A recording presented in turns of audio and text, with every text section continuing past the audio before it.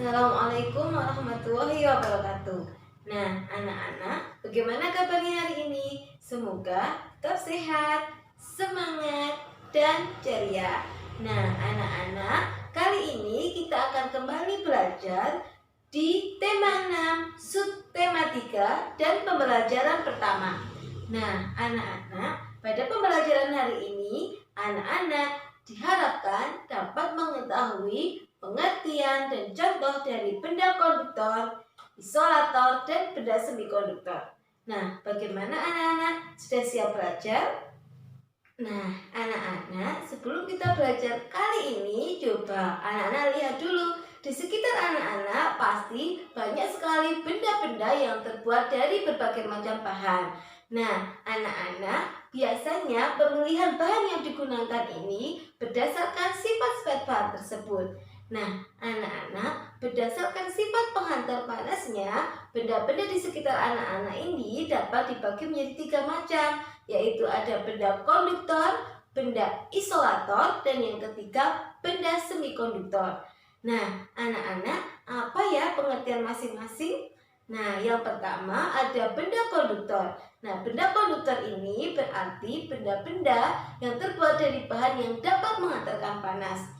Contoh bahan-bahan yang dapat menghantarkan panas adalah aluminium, besi, dan benda logam lainnya. Nah, contoh alat-alat atau benda di sekitar anak-anak yang menggunakan prinsip konduktor ini, misalkan panci, wajan, setrika, dan lain sebagainya. Nah, yang kedua adalah isolator.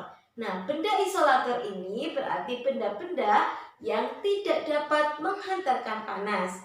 Nah, benda-benda isolator ini biasanya terbuat dari bahan yang berasal dari plastik, kayu, atau karet. Nah, contoh dari benda-benda isolator ini misalkan saat anak-anak memasak, maka pegangan wajan ini akan terbuat dari karet. Nah, hal ini dilakukan agar saat mengangkat wajan tersebut tidak panas. Nah, yang ketiga ada benda semikonduktor. Nah, benda semikonduktor ini berarti benda-benda di sekitar anak-anak yang hanya sedikit dapat menghantarkan panas. Contohnya adalah gelas. Nah, anak-anak, pada pembelajaran kali ini, anak-anak juga akan belajar untuk mencari hal-hal yang penting dalam sebuah paragraf.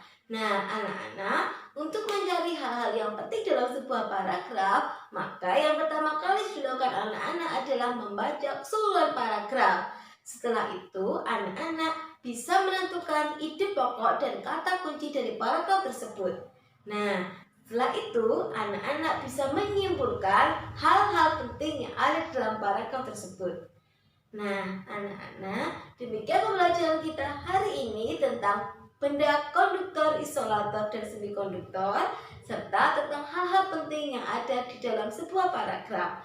Nah, semoga pembelajaran kali ini bermanfaat. Sampai bertemu lagi di pembelajaran selanjutnya. Assalamualaikum.